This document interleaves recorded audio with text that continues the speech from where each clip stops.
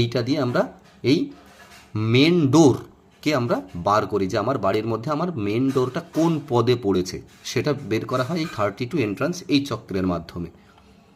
এরপরে আসবো 16 জোন।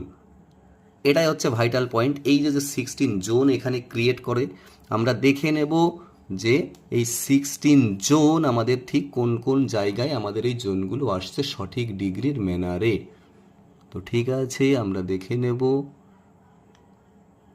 এখন যেটা হচ্ছে আপনারা দেখতে পাচ্ছেন, এটাকে বলে শক্তিচক্র ক্রিয়েট করা।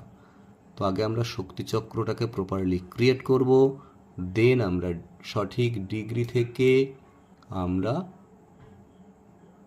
প্রপার গ্রিডটা বের করব, যে আমার দিকগুলো প্রপার এই বাড়ির নিরিখে কোথায় কোন দিক পড়েছে। এবারে এটা অ্যাট্রিবিউটস,